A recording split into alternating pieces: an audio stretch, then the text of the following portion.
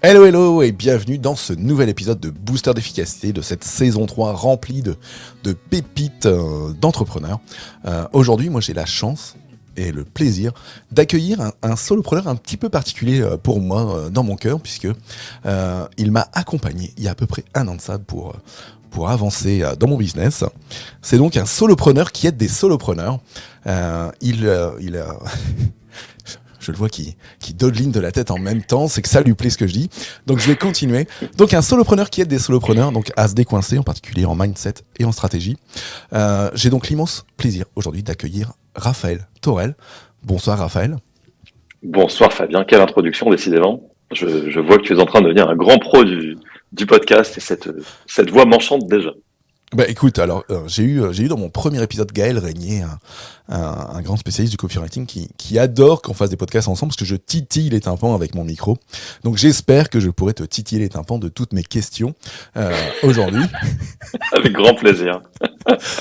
Alors, Ça commence très fort. Mais toujours il faut. Raphaël, en tout cas, alors je le redis, je suis super content de t'accueillir aujourd'hui. Raphaël, alors je l'ai dit, tu es coach, tu es solopreneur. Est-ce que tu veux bien, alors je dirais, te présenter selon toi, comment tu as envie de te présenter, avant que j'aille chercher ce que tu n'as pas à présenter? Avec grand plaisir. J'ai comme l'impression que je vais me faire coacher ce soir. Je sais pas ce qui se passe, mais C'est pour essayer une intuition. C'est pour inverser le Exactement. rapport. Avec tout ce que je t'ai fait subir pendant 3 mois de coaching, là tu vas te venger en fait. J'ai compris. C'est ça. Écoute, me présenter. Bah oui, donc moi, comme tu l'as dit, je suis coach depuis, ça fait un petit peu plus de 3 ans maintenant, quasiment 4, à plein temps en tout cas. Voilà, moi j'ai un parcours avant ça qui était assez traditionnel. J'ai grandi à Paris, j'ai fait une prépa, une école de commerce, enfin un peu le parcours attendu, disons. Euh, C'est-à-dire, j'ai toujours on t'a forcé à faire ça? non. Ah non, non, on m'a pas du tout forcé, hein. Au contraire, c'était de mon plein gré, mais bon, voilà, c'était un parcours, disons, assez safe, quoi. C'est-à-dire, Eh ben, pour me maximiser le nombre d'options que j'aurais à la sortie d'école, ne sachant pas trop, comme la plupart des gens de 20 ans, ce que je voulais faire. Et donc voilà, après ça, j'ai commencé une carrière, enfin, dans le marketing et la communication, qui était un domaine qui m'intéressait, et qui m'a très vite emmené à New York, où j'ai passé 7 années de ma vie. Donc ça a été très formateur et une très chouette expérience. Voilà, j'ai été amené assez vite à gérer une équipe puis un bureau. Et donc ça m'a appris toutes les problématiques justement de gestion d'équipe et de croissance professionnelle que je traite ok. depuis en coaching avec certains de mes clients. Et puis voilà, en fait, la transition s'est faite en fait assez naturellement après quelques années là-bas. Je me suis rendu compte que le monde de la pub dans lequel j'évoluais me branchait plus tellement et que j'y voyais plus énormément de sens, en tout cas dans ma trajectoire perso. Et donc j'ai Ok. commencé à m'intéresser au coaching vu que la partie de gestion d'équipe et de croissance humaine plus que business, c'était ce qui m'intéressait le plus dans mon travail. Et puis voilà, un jour j'ai décidé de faire le grand plongeon, de partir, m'installer en Espagne où je vis actuellement, de me Ouais. former au coaching pendant un an et d'accompagner très vite après ça des entrepreneurs dans la croissance de leur business, comme tu l'as très bien dit tout à l'heure, à la fois en travaillant la stratégie qui leur convient le mieux pour avoir un business qui leur ressemble, et leur mindset pour pouvoir affronter tous les obstacles inévitables, comme tu le sais bien, d'une vie d'entrepreneur, et les Mais il n'y aborder en a pas tant que plutôt ça, avec hein, un... des obstacles. Il y en a pas Non, ben beaucoup non, des obstacles sur le chemin. non, ça se saurait. Non, non, Ça se c'est vrai. saurait. Ça se saurait s'il n'y avait pas besoin de L'entrepreneuriat, tronçonneuse ou autre pour tout déchirer sur le chemin. Euh, exactement. Donc voilà un peu la version courte de ce qui m'a donc amené ça, c'est la aujourd'hui. version courte. Donc la version courte, donc Paris, parcours classique, New York, alors, entre deux, alors, donc boîte de com, et auparavant, il y a eu du quartier, il me semble. Avant, Ah oh ouais, là là, tu es très bien informé, c'est dis quoi donc, ces sourcils? C'est quoi ces ça sent sourcils? le Ça sent stalking sur la mon profil mauvaise. LinkedIn. Entre Euh, autres, entre autres. ouais, il y a eu du quartier effectivement Hmm. j'ai fait une année de césure quand j'étais en école de Hmm. commerce où j'ai travaillé pendant un an dans des boîtes de luxe en marketing. Voilà, c'était histoire de me passer l'envie et je me suis assez vite rendu compte que c'était en Ok, fait pas donc fait ça pour moi. c'était voilà, c'était pour aller découvrir ce monde et puis tout de suite passer à autre chose. Donc du coup, ce départ à New York. Ouais. Du coup, sur ces 7 ans, alors sur lequel tu gravis à minima 2 échelons dans ce que j'ai pu pimper sur ta fiche LinkedIn tout à l'heure et sur ton site internet et dans tout ce qu'on a déjà pu échanger ensemble. Euh, Mhm. Au bout de ces 7 ans, et cette envie d'aider, d'accompagner, c'est quoi le déclic qui amène à ça?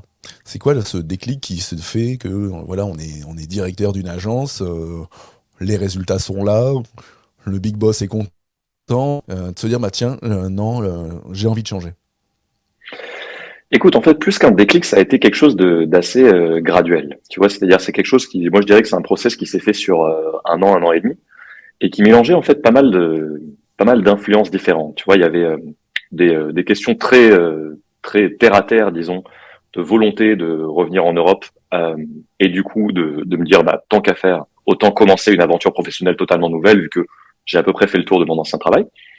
Donc ça, c'est quelque chose qui m'a poussé déjà à ouvrir d'autres champs professionnels possibles. Et puis, comme je te disais tout à l'heure, le vrai plaisir que je prenais dans mon ancien job à accompagner mes équipes, à faire grandir mes équipes, à Ouais, me plonger dans leur challenge à eux, les aider à grandir et à trouver du sens dans ce qu'ils faisaient, etc. Et donc, petit à petit, je me suis dit, mais tiens, est-ce qu'il n'y aurait pas un job qui serait vraiment centré sur ça au quotidien, c'est-à-dire à aider les gens à révéler leur potentiel professionnel. Et donc voilà, ça a fait son chemin. J'ai parlé à quelques amis coachs. J'ai une amie qui m'a offert un bouquin sur le coaching qui m'a beaucoup parlé. Petit à petit, je me suis dit, ah tiens, en plus, je viens d'un background familial où mes deux parents sont thérapeutes. Je baigne un peu dans le monde de l'accompagnement depuis longtemps. Et donc voilà, c'est l'idée a petit à petit germé. J'ai fait quelques séminaires en présentiel, des programmes de développement ouais, personnel, etc. Et je me suis dit, ouh, je sens que j'ai une carte à jouer et un truc qui m'appelle, ouais. qui est Il y avait pas cette, très rationnel, mais que je sens, quoi. Tu vois. en fait, c'était cet aspect où je dirais, où dans la transition professionnelle, et c'est cette quête de sens qui commence à titiller alors. Absolument. Hmm. À 100%. C'était ouais, une remise en question, ne voyant plus trop de sens dans mon ancien travail, tu vois, d'aider des annonceurs qui faisaient déjà des milliards d'euros de chiffre d'affaires à en faire encore plus, ça n'avait plus tellement de sens pour moi. Hmm. Et, et donc, du coup, ben ouais, quête de sens en me disant vraiment, si j'écoute mes envies, quel impact est-ce que j'ai envie de laisser sur cette planète? Et je me suis dit, cet impact-là, c'était vraiment d'inciter à l'entrepreneuriat, qui est je trouve, une aventure merveilleuse, et dans laquelle j'étais moi-même en train de me lancer, et surtout d'aider des gens dans l'aventure de la connaissance de soi, qui pour moi Hmm. est la base non seulement de l'entrepreneuriat, mais d'une vie épanouie, euh, tout simplement. Et donc voilà, ça s'est mis en place petit à petit. Ouais. Alors du coup, il y a une question qui me vient par rapport à ce que tu viens de dire et à cette volonté d'aller dans le coaching. Et tout à l'heure, tu parlais de cette appétence à aider ton équipe, à faire grandir ton Ouais. équipe. En fait, qu'est-ce qui fait qu'aujourd'hui, tu es devenu du coup plutôt coach donc de solopreneur, donc de personnes individuelles, et pas Mm. coach d'équipe, par exemple, parce que c'est une autre voie dans le coaching. Euh, Dis-nous tout. C'est une excellente question que tu poses. Alors, c'était au départ, en fait, j'avais un petit peu hésité. C'est-à-dire que ma formation, comme la plupart des formations en coaching, elle était davantage dans de l'accompagnement en individuel. Donc, assez logiquement, et parce que c'est plus facile de trouver quelques premiers clients en individuel qu'en groupe, j'ai commencé par faire de l'individuel. Mais ayant une appétence très forte justement pour le travail de groupe, je me suis également formé par la suite en coaching systémique d'équipe. Hmm. Mais tu vois, les choses ont fait que petit à petit, je commence à travailler avec des solopreneurs et que ça me plaise vraiment. Ouais. Et donc, j'ai plutôt poursuivi sur cette voie-là, en tout cas dans mon business à moi. Et puis, pour satisfaire un peu mon envie de coacher en groupe, j'ai décidé de le faire en intervenant plutôt dans des programmes externes qu'en créant mon propre programme à moi. Ce qui fait que du coup, j'ai, à travers le temps, coaché dans 4 ou 5 programmes de formation pour divers types d'entrepreneurs à divers degrés de maturité, certains dans lesquels je continue à coacher aujourd'hui, Tout à et ce qui fait. me permet du coup d'explorer cette J'ai les noms. fibre de J'ai les groupe. noms. Tu as les noms? Oui, ils sont pas très secrets, Non, mais mais ouais, c'est quelque chose qui me plaît beaucoup, et d'autant que maintenant, vu que je travaille de plus en plus avec des entrepreneurs qui passent le cap du soloprenariat et qui commencent à monter des équipes autour d'eux, ben je peux aussi moi les aider dans la construction de leurs équipes, dans la Hmm. délégation, dans tu vois la création d'une réelle entreprise qui va juste au-delà de leur service à eux. Tu vois, donc Ouais, c'est ça ça, s'est fait c'est... un peu avec le temps, quoi. Oui, oui. Bah, globalement, ça... Alors, je dirais, c'est là où on se rejoint un petit peu sur nos parcours et sur cette volonté d'équipe, enfin, d'accompagner des gens qui passent au statut entreprise ou qui passent de l'auto-entrepreneur au solopreneur à l'entreprise, hein, puisque c'est ce que je Ouais. fais désormais dans cette fameuse cohorte booster. Mhm. Euh, dans, euh, dans, dans ces solopreneurs ou autres que tu peux accompagner aujourd'hui, euh, Mhm. t'es plus aujourd'hui sur de l'activité en ligne, du hors ligne aussi. Majoritairement, c'est quoi tes clients que tu accompagnes aujourd'hui? Et écoute, ça a pas mal évolué avec le temps. C'est-à-dire qu'au début de mon activité, c'était plutôt soit des personnes qui étaient encore en salariat mais qui voulaient négocier leur transition vers l'entrepreneuriat et que j'aidais du coup, ben, ça te dira quelque chose à gérer cette transition et à poser les bases d'une activité en solo. Tout à fait. Soit des solopreneurs qui étaient déjà lancés mais relativement débutants et qui voulaient vraiment asseoir en fait les fondations de leur business, c'est-à-dire retravailler leur client idéal, leur offre, leur stratégie de communication. Donc j'ai fait ça pendant à peu près 2 ans. Et maintenant, de plus en plus, je travaille avec des entrepreneurs qui sont lancés, qui ont validé leur product market fit, c'est-à-dire qui savent que leur offre plaît et a trouvé son marché, mais qui veulent vraiment aller développer leur activité, commencer à s'entourer d'une équipe, parfois retravailler leur vision parce que leur activité qui tourne bien ne leur convient plus. Enfin, en tout cas, voilà, des personnes qui ont déjà un business qui tourne bien, mais qui soit ont perdu un petit peu le feu sacré, soit sentent qu'il est temps pour une nouvelle aventure, mais ça ont un peu peur de laisser derrière le bébé qu'ils ont aidé à grandir.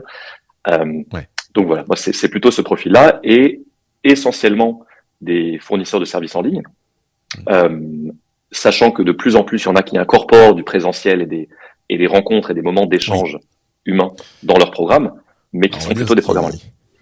ouais, on va dire, il y a 3 ans, on pouvait plus rien faire en physique. Et Et ouais, aujourd'hui, on voit là depuis 6, 9 mois quelque chose qui revient en force. Hein, ouais, et en l'occurrence, avec les gens avec qui tu peux travailler, tels que Aline ou Aline Bartoli ou Romain Collignon, on voit que tous ces aspects en présentiel se deviennent, on va dire, où il y a un renouveau nécessaire et où les gens sont en forte attente de ça, parce que malgré qu'on bosse en ligne, cet aspect physique, échange différent, il devient quand même...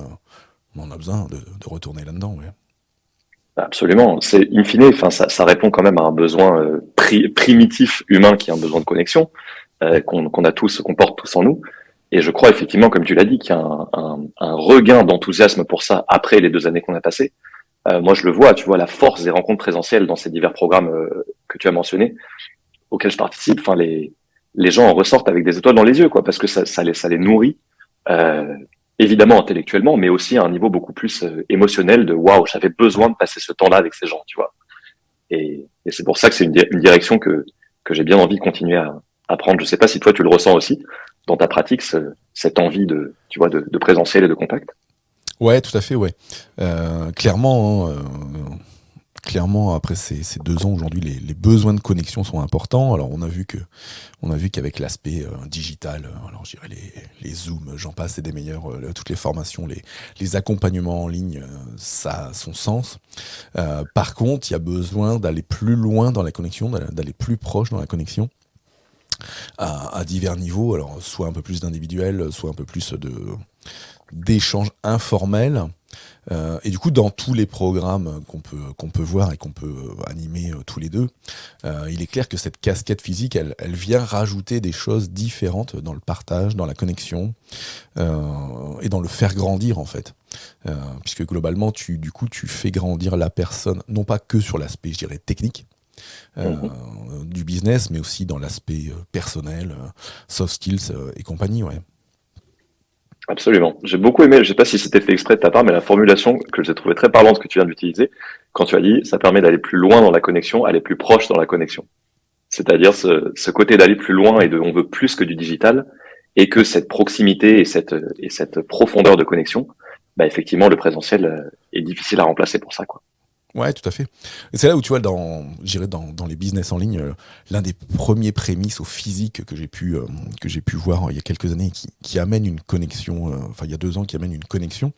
C'est quelque chose que fait par exemple Marco Bernard, que je vais montrer pour ceux qui verront ce podcast sur YouTube. C'est pour les gens qui rentrent dans l'accompagnement, d'envoyer un ou deux cadeaux physiques. Donc là, en l'occurrence, c'était une casquette, un, un anti-stress et puis un verre et une gourde. Et du coup, c'était déjà un premier prémisse du physique au moment où on pouvait pas en faire. Et après, par exemple, Marco a lancé voilà, des masterminds, des bootcamps. Alors, de l'autre côté de l'Atlantique, dans les Caraïbes et compagnie. Et on voit que tout ça, ça marche très bien et ça pousse les gens. Et ça aide aussi à la création de communautés différentes que ce qu'on a pu voir depuis 2 ans. Ouais. Absolument. Il y a un besoin vraiment de, enfin, le modèle, tu vois, dans lequel que j'observais il y a encore quelques années de formation en ligne, où en gros on te délivre une expertise et un contenu et ensuite tu te débrouilles. Rien qu'en dans les 3 ans passés, ce modèle-là, il a complètement explosé. Et maintenant, tu vois, il n'y a pas une formation qui mélange pas avec, enfin, j'exagère un peu, mais la plupart des programmes vraiment solides, ils mélangent du Oui, coaching, de la communauté, des rencontres, enfin des choses qui sont qui oui, vont c'est ça. bien au-delà de la transmission de connaissances en fait. Et ça, c'est Bah, hyper précieux. en fait, ouais, sans vouloir, comme tu viens de l'amorcer un petit peu, hein, sans vouloir dénigrer ceux qui font du 100% en ligne, tout enregistré. Mm. Aujourd'hui, c'est plus ce que cherchent les gens aussi. C'est plus ce que cherche le Ouais, solopreneur d'aujourd'hui ou l'entrepreneur qui avance.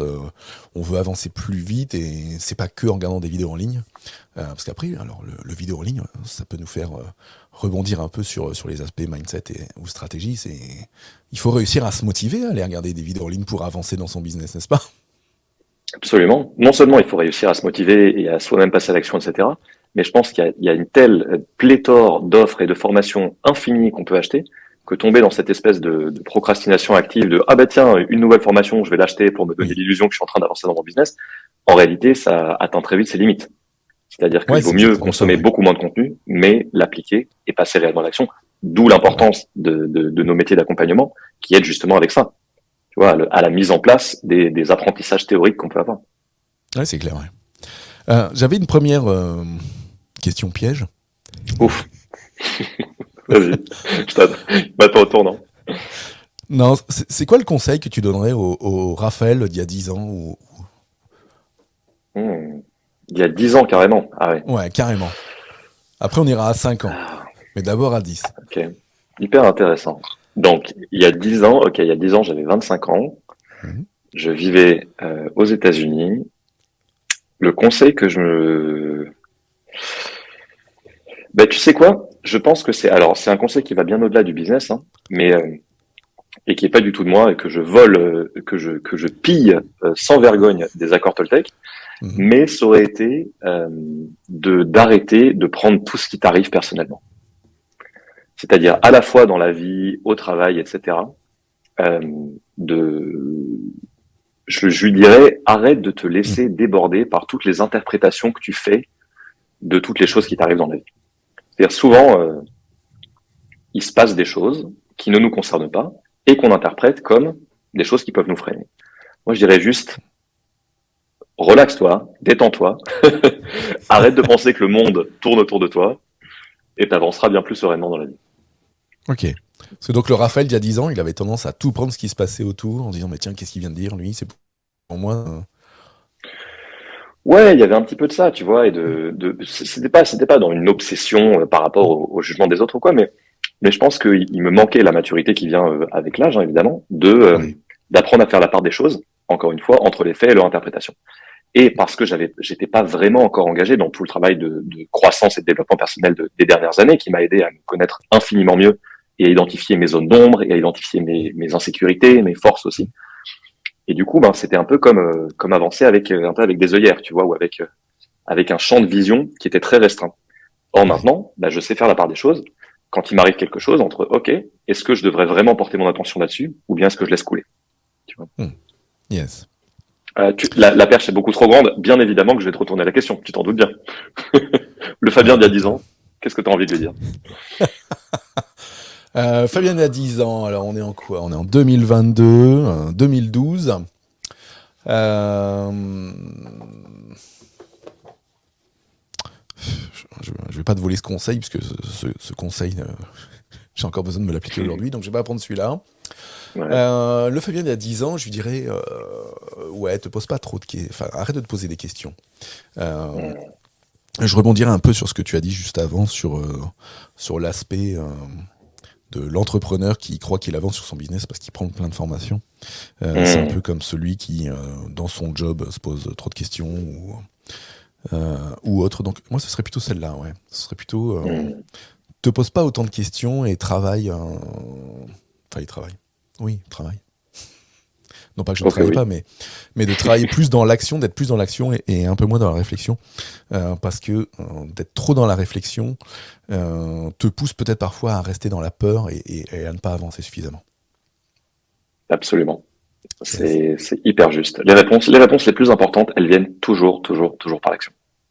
En particulier, c'est important de rappeler ça à des personnes qui sont un peu cérébrales comme toi et moi, qu'on a beau tourner un problème dans tous les sens, il y a un moment, réfléchir plus, c'est se faire du mal.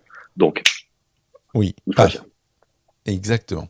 Exactement. Et du coup, alors le Raphaël d'il y a 5 ans, qui du coup, on est en 2017. Ouais. 2017, c'est à peu près le lancement ou pas loin de ton activité. 2017, c'était, écoute, moi, j'ai quitté New York en 2018, donc c'était Ouais, l'année donc c'était juste précédente. avant. Ouais, Ouais, ok. Donc ce ouais. conseil à ce Raphaël au moment où il veut se lancer, qu'est-ce que tu lui Hmm. dis? Ah, c'est marrant parce que ça a été vraiment un moment charnière en plus 2017. C'était justement l'année, donc l'année où j'ai fêté donc mes 30 ans et où j'ai commencé à vraiment me mettre un petit peu plus dans ce monde, tu vois, de la connaissance de soi et du dev perso Hmm. Du dev, et ouais. aussi de la spiritualité, mais c'est un autre sujet. Euh, et je pense que ce que je lui dirais, je me souviens de ce Raphaël-là, il était en fait, il sentait qu'il y avait au fond de lui une vraie intuition et un truc qui le portait vers cette nouvelle aventure, Hmm. mais avec beaucoup de craintes qui allaient avec, les craintes classiques du début, hein, en mode non mais qui tu es toi pour aller te dire que tu vas aller coacher des entrepreneurs, euh, Hmm. t'as à peine Ouais. commencé ce chemin de connaissance de toi et tu vas aider les autres à cheminer sur le leur, mais genre qu'est-ce qui te prend, voilà, tous ces trucs classiques. Hmm. Donc je lui dirais, euh, ton intuition ne te ment jamais. Donc, si tu sens qu'il y a vraiment un truc, même si tu connais pas le comment, même si tu connais pas les modalités, même si tu connais pas la forme que va prendre cette nouvelle aventure, un peu comme tu disais toi, arrête de te poser des questions. Les réponses, elles viendront par l'action dès lors que la base est là. Et la base, c'est cette intuition que tu as quelque chose à faire dans un métier d'accompagnement. Tu vois? Ouais. Et donc, quand tu écoutes la voix du démon en toi qui te donne toutes les bonnes raisons de pas le faire, écoute aussi Oui. la voix de l'ange qui te dit que ben peut-être que s'il y a une intuition qui est aussi forte, c'est qu'il y a une raison. Ouais, c'est vrai. C'est vrai. C'est exactement ça. Mais alors, l'intuition peut-elle être toujours bonne? Cette intuition qui ne ment jamais. Est-ce qu'on peut pas se gourer Mhm. avec son intuition? C'est une excellente question qui est assez philosophique d'ailleurs. Euh, C'est toi écoute, qui me l'as. C'est toi qui viens de créer cette question, piège toi-même, hein, donc, écoute, ce ping-pong mental, j'adore. Euh, écoute, en fait, pour moi, ça dépend de ce que veut dire se gourer pour toi. C'est-à-dire, moi, je pense, enfin, si j'aborde le fait de suivre constamment mon intuition, non pas comme quelque chose qui me permet de toujours prendre la bonne décision, mais comme un facteur auquel je peux faire confiance pour soit réussir, soit apprendre, alors effectivement, je pense que mon intuition est toujours bonne. Mais parce que je la détache de l'atteinte d'un objectif. de l'atteinte de l'objectif et de la réussite. Ouais. Mm. Exactement. Parce Et que tu vois, plutôt de le mon mental, on sait intuition le faire fonctionner. ouais. Ouais, Mm. Voilà, utilise ton intuition, elle te fera grandir. exactement. C'est-à-dire, soit il y a assez peu de décisions en fait que j'ai prises à travers le temps, basées sur mon intuition et que j'ai regretté ensuite. Tu vois, à part des bêtises de jeunesse, mais bon voilà, quand on est ado, voilà, on n'a pas encore toutes les clés. Euh, mais ouais, je pense que la clé, elle est là en fait. La clé, elle est juste, quel que soit l'outil que tu utilises pour prendre des décisions, de décider que les choses qui t'arrivent, quelles qu'elles soient, seront des leviers de croissance et d'apprentissage. C'est le growth Mm. mindset dont on parle, le mindset de croissance. C'est exactement Oui, ça. Tu vois? oui, C'est de exactement. Oui. faire de tout une opportunité d'apprendre. Bah, je pense que c'est ce qui peut caractériser les entrepreneurs qui réussissent, en fait. Yes. L'entrepreneur, pour moi, qui ne réussit pas, c'est celui qui, face à chaque difficulté, se remet en question, se pose 15 000 questions et du coup n'avance pas, alors que celui qui va réussir, c'est celui qui va se dire, dans chaque situation, qu'elle soit bonne ou mauvaise, qu'est-ce que je réussis à en tirer, qu'est-ce que je peux faire de mieux, qu'est-ce que je peux faire autrement, ou qu'est-ce que je peux innover totalement différemment. Ouais. Exactement. Je peux pas être plus d'accord avec ça. Vraiment, je le vois au quotidien. Tu Mm. vois, c'est pas une question de talent, c'est pas toujours une question de travail, mais en revanche, c'est vraiment une question de comment tu abordes ce qui Mm. t'arrive, le passage à l'action, et comment tu abordes la question de l'apprentissage et de l'amélioration. Et de l'échec, évidemment, Ouais. parce que l'échec, c'est quand même quelque chose qui freine bon nombre d'entrepreneurs, notamment quand ils commencent, Mm. de se dire, si je tente quelque chose et que ça marche pas, c'est un échec. Alors que si tu vois littéralement tout comme, moi je dis toujours comme un laborantin, tu vois, comme quelqu'un qui fait une expérience scientifique, qui va mélanger certains ingrédients, parfois ça lui pète à la gueule, parfois ça fait aucune réaction, mais il le prend pas personnellement, il se dit, ok, j'ai essayé ça, ça n'a pas marché, qu'est-ce que je peux apprendre pour la prochaine fois? Peut-être mettre un petit peu moins de ça ou ajouter cet ingrédient-là jusqu'à ce que ça marche. Et Ouais. les entrepreneurs qui cartonnent, c'est comme ça qu'ils fonctionnent. Yes. Oui, oui, tout à fait. C'est exactement ça. Alors, du coup, dans ces entrepreneurs qui cartonnent, ou même, je dirais, à l'extérieur de ces entrepreneurs qui cartonnent, est-ce qu'il y a des gens, des personnalités qui t'ont marqué et qui marquent aujourd'hui ton parcours d'entrepreneur à toi?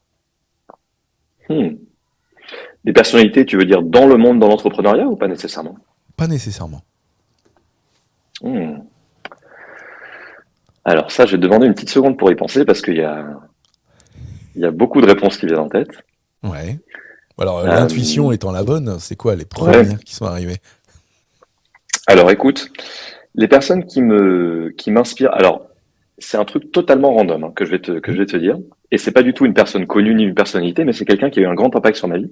Ouais. C'est en fait la personne qui a créé le master que j'ai suivi de coaching en Espagne. Je vais dire pourquoi elle m'inspire autant. Parce que elle est coach depuis 20 ans, c'est une excellente coach. Simplement, le coaching en Espagne il y a 20 ans, je te laisse imaginer que c'était pas du tout aussi démocratisé que maintenant, Oui. même s'il reste encore beaucoup de chemin à faire. Mais en fait, elle avait une telle intuition, justement, on revient à l'intuition, que le coaching avait sa place dans le monde du business et que c'était pas deux choses qui étaient séparées, notamment le travail sur le mindset et le business, que du coup, elle s'est battue jusqu'à réussir à créer dans une école de commerce qui est quand même Ouais. tu vois, Oui. un truc très typique Où est-ce que je veux dire un de délit quand cadre. même, voilà, le cadre, le techno, crash, schmurz, Voilà, le, exactement. même Voilà, si on même, t'apprend le marketing, la finance, et pas grand chose d'autre, tu vois. ouais, tout à fait. Et, et donc, elle s'est battue jusqu'à réussir à faire créer justement un master en coaching, intelligence émotionnelle et développement du Mm. leadership, qui est le programme que j'ai rejoint, parce que elle avait en elle cette flamme et cette intuition qu'elle pouvait réhumaniser un petit peu le monde du Ouais. business grâce à des techniques de coaching. Et ça, pour moi, c'est super inspirant parce que justement, ça m'a aidé aussi, moi, à faire ce pont entre coaching et business, qui est le cœur de mon activité aujourd'hui. Euh, et à voir que même s'il y a des obstacles ou des tu ne devrais pas ou des c'est une idée de fou, etc. S'il y a un truc qui te porte là-dedans, fonce. Tu vois. Mm. Ouais, ouais. Ça Ok. c'est ouais, une personne ouais, qui m'a vraiment beaucoup inspiré. Elle. Je pourrais t'en citer beaucoup d'autres, mais je pense pas qu'on ait une tonne de temps. Non, mais nous serons dans les temps, très cher. Ouais. Et toi alors, en termes de personnalité, je sais que tu te nourris aussi beaucoup de lecture, d'inspiration autour de toi. Est-ce qu'il y a certains parcours qui t'ont plus inspiré que d'autres? Nous n'aurons pas le temps. Ok, ce sera pour un deuxième épisode. Oui, on fera un deuxième épisode et je te laisserai me reposer cette question-là. Avec Euh, plaisir. non, parce que pour les auditeurs qui nous écoutent ou qui nous regardent, Raphaël a un rendez-vous après. Et donc, je suis le gardien du temps, tout comme je suis le gardien de la productivité là-dedans. Je ne suis pas le Oh, king de la productivity pour rien là-dedans. cette transition merveilleuse. J'adore. Euh, Moi, une question que on est à la fin 2022, à Mhm. l'aube 2023. C'est quoi pour revenir, je dirais, sur un aspect plus proche, c'est quoi ton bilan de ton année écoulée? Du coup, après ces quelques années en tant que coach. Mhm. Et du coup, c'est quoi tes objectifs pour l'année prochaine, pro ou perso? Ou pro Mhm. et ou perso? Et où? Ouais, c'est souvent un peu mêlé. Mm. Écoute, mon bilan de cette année, ça a été une année qui a été très riche en nouveautés et en nouveaux challenges justement et en ces fameuses sorties de zone de confort qui sont un peu galvaudées mais qui, pour le coup, me parlent vraiment. Écoute, c'est une année qui a été vraiment chouette pour moi, où j'ai consolidé vraiment mon activité de coaching individuel en travaillant avec des clients qui me branchent de plus en plus euh, et où je me sens vraiment dans ma zone de génie, dans l'accompagnement de ce profil-là de personnes. Mm. Et puis, comme je t'en faisais part tout à l'heure, un vrai plaisir que je prends à accompagner des groupes de plus en plus, notamment au sein du Mastermind Mm. 67 de Romain Ouais. Collignon dont on parlait tout à l'heure, mais aussi d'autres programmes. Je sens ça me permet, tu vois, moi, de trouver cette nouveauté et cette diversité qui est importante pour moi en adoptant un peu ces diverses casquettes, tu vois, d'animateur, facilitateur, coach, mentor, toutes ces choses que Ouais. j'aime bien mélanger pour les mettre au service de mes clients. Et donc du coup, ben voilà, j'ai eu la chance d'avoir des endroits où faire ça. Ouais. Euh, et c'est une très très belle aventure qui va continuer l'an prochain et s'étendre et me donne des idées du coup aussi pour la suite en termes de Ah, voilà de possible création d'un programme de groupe quand le moment sera long. c'est Spoiler. noté. C'est noté. Euh, et puis ouais, écoute, c'est une année où j'ai beaucoup appris, où j'ai beaucoup travaillé. Euh, donc l'an prochain, je pense mettre un focus un petit peu plus grand sur le fait de créer des plages chaque semaine de déconnexion. Je me rends compte que c'est important pour moi De plage de de remettre déconnexion, c'est ça?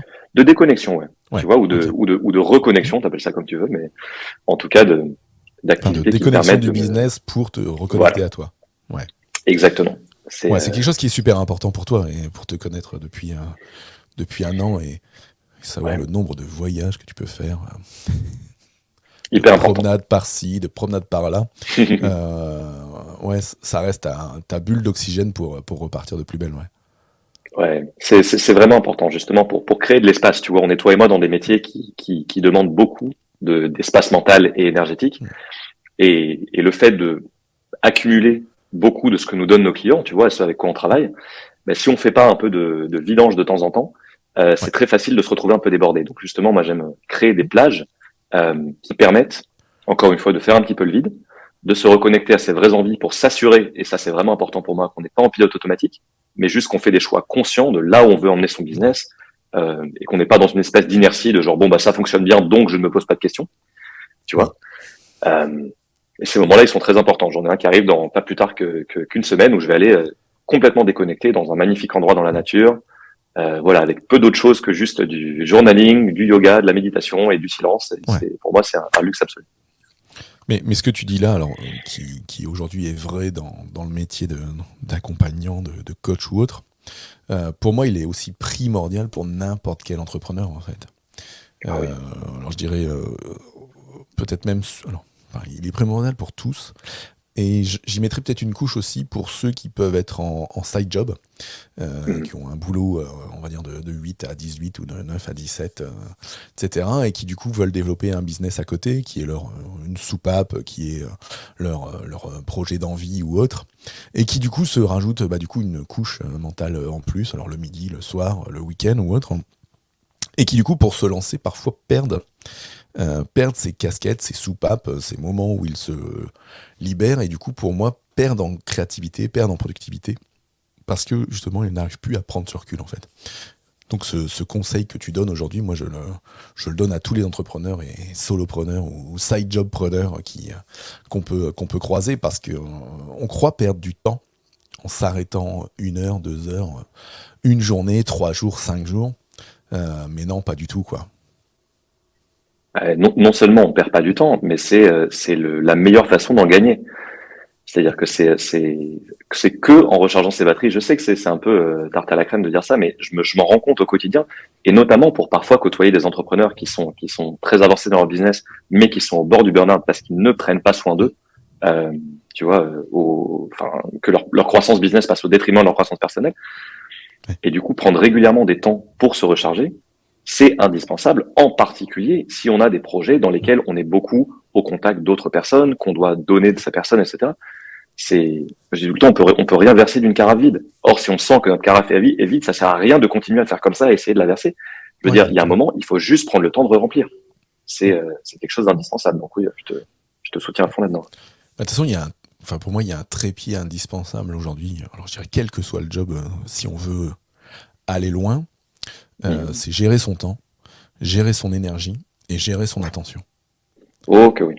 Ouais, c'est pour moi aujourd'hui, en 2022, dans ce monde digital et dans ce monde qui va vite, temps, énergie, attention, c'est les 3 piliers à vraiment comment, préserver et sur lesquels il faut travailler si on veut aller loin dans le business. Ouais. 100%. Je te rejoins vraiment là-dessus et de plus en plus avec le temps parce que tu vois, on a dans les sphères entrepreneuriales, la tendance à utiliser l'argent et le chiffre d'affaires comme seule mesure de l'avancée du Oui, business, du succès, etc. Or, l'argent, en fait, c'est une ressource comme une autre. C'est-à-dire que c'est une ressource qu'on utilise, on investit, on en gagne plus, on réinvestit, etc. Sauf que, pour moi, c'est pas du tout la ressource la plus précieuse parce qu'elle fluctue énormément. Tu vois? Et en plus, elle a un potentiel infini. C'est-à-dire que de l'argent, tu peux en gagner infiniment. En revanche, de l'énergie et du temps, ce sont des ressources finies. Donc, vu que ce sont des ressources finies, il est hyper important d'en prendre encore plus soin parce que c'est elles qui vont déterminer nos résultats financiers ensuite, l'énergie et la concentration qu'on met dans toutes nos actions, et c'est ça en fait qui produit des résultats en business. C'est pas juste y aller comme un bourrin et se dire je fonce et j'espère pas me cramer quoi, parce que ça c'est pas un truc très viable. Non, c'est viable 3 mois, 6 mois, 1 an, Ouais. mais après tu laisses trop de choses de côté pour réussir à avancer comme il faut. Ouais. Ah ouais. Et en plus, enfin la plupart j'imagine que les gens qui t'écoutent et qui nous écoutent, ce sont des personnes qui, en tout cas pour certains d'entre eux, sont entrepreneurs. Et donc du coup, toujours se rappeler, ouais, bah oui, je te le souhaite aussi. Sinon, on peut changer de sujet. Toujours se rappeler pourquoi on s'est lancé dans l'entrepreneuriat. C'est-à-dire que le concept de liberté qui revient dans 95% des cas quand on demande aux entrepreneurs pourquoi tu t'es lancé, pour un désir de liberté, c'est évidemment pas que une liberté financière, mais c'est aussi une liberté pour moi d'utiliser son temps comme on le souhaite, une liberté de faire la part belle à sa vie privée aussi, à trouver un équilibre, d'une liberté aussi, ce que j'appelle une liberté émotionnelle, c'est-à-dire de prendre le temps de se remettre au contact de ses émotions pour ne pas être prisonnier d'elles et pas être toujours dans une réaction, tu vois. Oui. Donc en fait, cette liberté, elle a plein de pans différents. La liberté financière n'est qu'un aspect. D'où l'importance vraiment de créer cette liberté qui, à mon avis, dépend aussi de ce que tu disais, le temps, l'énergie, le focus. Ouais. Tu vois. En fait, oui. De toute façon, les gens qui partent dans la liberté, qui disent parler de liberté pour le fait de se lancer, je dirais c'est la liberté d'utiliser ses ressources, l'ensemble de ses ressources, de la manière dont on en a envie. En fait, c'est ça ce besoin de liberté. Hein. C'est pas forcément la liberté financière ou la liberté temporelle, c'est la liberté de ses propres ressources et du coup de construire des choses avec ses ressources et de les utiliser comme on en a envie en fait. Absolument. Petite avant-dernière question. Ouais. C'est quoi, en vue de toi, à cette fin 2022, le piège majeur du solopreneur sur le marché? Un seul, comme ça, toi. Tu m'obliges à faire des choix. Oui, tout à fait. Ok. Le piège du solopreneur. Oh là là, il y en a tellement. Celui que tu rencontres peut-être le plus dans tes coachings. Ouais. Tu dirais plutôt pour des solopreneurs qui commencent, qui se lancent. Allez, allons-y pour cela. Ouais. Ok.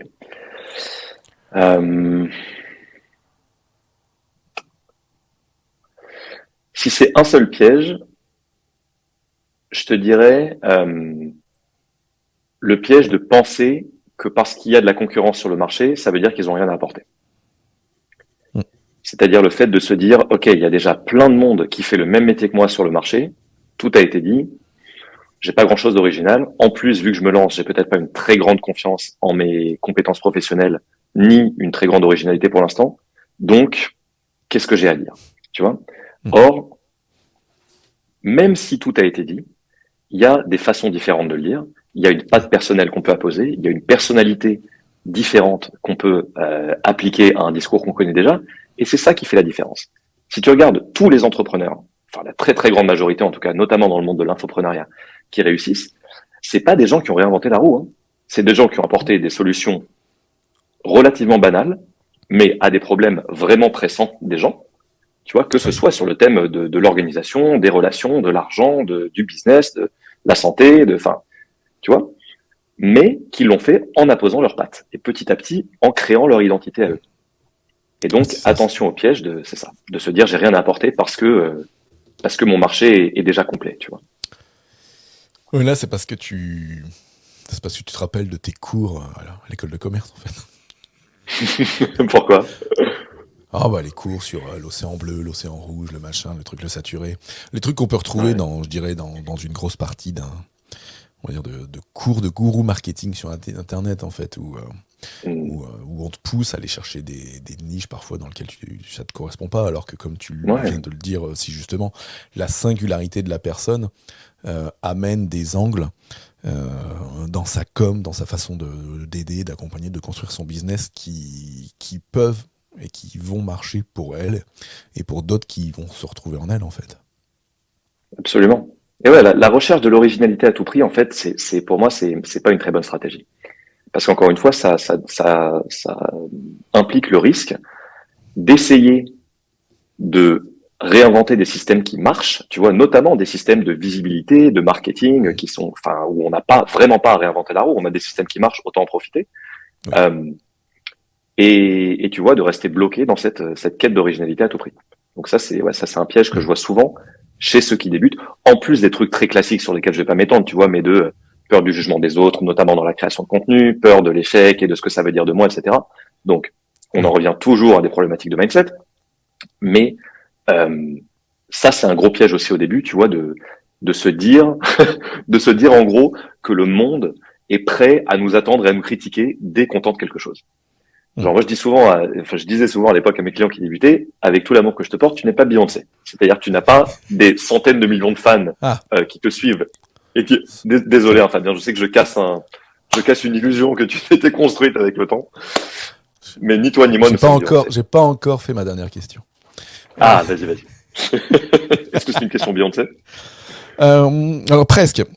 Euh, non, c'était pour rebondir un peu sur cet aspect, reconnexion, passion. Mhm. Euh, alors tu nous as parlé là, de ton bullet journal, du journaling, de yoga ou autre.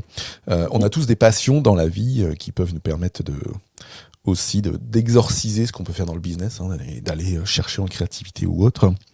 Je, je voulais, je voulais rebondir sur deux éléments que j'ai pu lire tout à l'heure, dont un qui m'interpelle depuis un an que j'ai jamais osé te demander. Ah, mais vas-y, je t'en prie. Dans l'ensemble de tes passions, alors j'ai vu pianiste de jazz, amateur, etc. Moi, Mhm. c'est qu'est-ce qui c'est moi, ma dernière question, hein, puisque Ouais. après nous allons devoir nous quitter, donc on refera un épisode de podcast dans quelques mois pour continuer ce qu'on n'a pas fait aujourd'hui. Ouais. Qu'est-ce qui s'est passé à Carnegie Hall il y a quelques années? Carnegie Hall. Excellente question.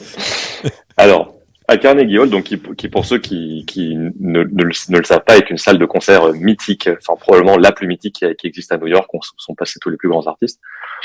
Euh, et donc en fait justement, l'une de mes passions et des choses qui me donnent le plus d'énergie vitale dans la vie, c'est la musique, à travers la pratique d'instruments et aussi depuis quelques semaines à travers le chant, auquel je me suis enfin mis. Ah, Euh, et donc à New York, l'une des activités qui me prenait le plus de temps, mais aussi de donner le plus de satisfaction, c'était de chanter dans une chorale. Et c'était une très grosse chorale. On était quasiment 300 personnes. Et on a eu l'occasion justement de chanter à Carnegie Hall, à l'occasion, je crois, d'un concert de Noël, si ma mémoire est bonne. Et c'est du coup, l'occasion. c'était une énorme sortie de zone de confort, tu vois, de Carnegie Hall. Il y a je sais plus combien, 3500, 4000 personnes, je crois. Et, et voilà, moi, c'était une façon géniale de combiner Mm. mon amour pour la musique, mon amour pour la Ouais. scène qui date d'il y a très longtemps, à l'époque où je faisais du théâtre au lycée, euh, et aussi de donner un peu de bonheur aux gens qui venaient nous voir justement et de Mm. leur offrir une bulle pendant 2 heures, voilà, Ouais, et puis, de bonne humeur puis et sans d'art. compter le travail sur tes soft skills, de la confiance en soi, de la, le chant en public, etc. Ouais, là, cette zone de confort a été une bonne zone Ouais, d'apprentissage. 100%. Et c'est Mm. comme tu l'as dit, c'est quelque chose tout se recroise en fait. C'est quelque chose que Ouais, bien sûr j'utilise aussi dans mon travail et dans mes relations avec mes amis et enfin, c'est pour ça que c'est vraiment, vraiment important pour tous les entrepreneurs qui nous écoutent. Bien sûr, soyez passionnés par votre travail et mm, ayez des centres d'intérêt à côté. Je vous en supplie. Parce que si vous vous noyez mm, juste dans votre travail, ça risque de devenir quelque chose de pénible ouais. et un endroit où vous n'avez pas de soupape de sécurité. Donc, bien sûr, donnez-vous à fond dans le travail, mais aussi prenez soin de vous et de vos centres d'intérêt et de vos passions. Ouais. C'est primordial et ça fera de vous un meilleur professionnel. Ouais. Ce sera le conseil de la fin, ouais, c'est ça, c'est trouver votre soupape et bloquez-vous du temps à intervalles réguliers pour aller à fond dans cette soupape. Un grand merci à toi, Raphaël, pour ces échanges d'aujourd'hui. Est-ce Merci que Fabien. tu veux nous partager un mot de la fin pour nos auditeurs Qu'est-ce que tu veux leur dire à l'aube de 2023? Eh ben écoute, déjà de leur souhaiter de très belles fêtes, de leur qu'elles soient dans la douceur et qu'elles vous permettent de vous ressourcer, ce qui est un très bon moment, la fin d'année pour se reconnecter à soi. Continuer d'écouter Fabien Muget, qui Très bien. décidément n'en finit pas de me surprendre par son talent, vraiment pour de vrai. Hein. Je trouve que Merci. tu as un très très beau parcours qui est vraiment inspirant, et ça a été une joie de faire un bout de chemin à tes côtés. Et le mot de la fin que j'aimerais leur donner, c'est ne perdez jamais de vue que l'entrepreneuriat, avec tous ces obstacles, avec toutes les choses qui peuvent être difficiles dedans, c'est un chemin de connaissance de soi qui est absolument merveilleux si vous y mettez l'effort, justement, de travailler votre mindset à vous, d'apprendre, d'investir en vous, de vous former, de voir ça en fait comme un jeu, de voir ça comme une découverte pour y apporter un côté un petit peu ludique et arrêter Ouais. de se prendre autant au sérieux, ce qui arrive souvent dans le monde du business. Juste mettez du fun et du plaisir dans ce que vous faites. C'est ça qui vous permettra de tenir sur la durée. Yes. Donc du fun avec cette soupape pour être au taquet. Un grand merci encore Yes. Raphaël. Merci. Qu'est-ce que je mets en note de l'épisode? Où est-ce que les gens qui veulent suivre Raphaël Torel peuvent avoir des news fraîches à intervalles réguliers? Ben, écoute, je suis un très mauvais exemple de communication car je le fais de manière très irrégulière, étant bien occupé avec les clients actuels. Tout à fait. Mais vous pouvez Il va falloir absolument déléguer, monsieur Torel. Mais je sais bien, tu ne crois pas si bien dire, c'est à l'ordre du jour pour la première fois, donc c'est la préoccupation du moment. Il y a mon site internet qui, même s'il n'est pas méga à jour, vous donne une idée Oui. de mon monde, raphaeltorel.com. Et également, vous pouvez me contacter sur Instagram, raphaël.torel, où je me ferai un plaisir de vous répondre. C'est probablement les deux meilleurs endroits pour rentrer en contact avec Eh ben parfait, Raphaël. Eh ben écoute, encore un grand merci à toi pour ces échanges. Et en plus, on finit dans les temps, n'est-ce pas? Magnifique. merveilleux. Je vais te laisser 3 minutes pour souffler avant, avant ton prochain appel. Non, merci Très pour ton ravi. invitation, Fabien. Vraiment. Mais écoute, Merci, c'est un honneur. grand plaisir. Un grand plaisir partagé, un grand honneur partagé. Je n'ai plus qu'à souhaiter à toutes et à tous qui nous écoutaient et qui nous regardaient, pour ceux qui nous regardent sur YouTube, moi de même, de très belles fêtes de fin d'année, puisque cet épisode sortira juste là, avant les fêtes. Donc, très heureux d'avoir été avec toi aujourd'hui, et à très vite pour de nouvelles aventures dans Booster d'efficacité. Ciao, ciao.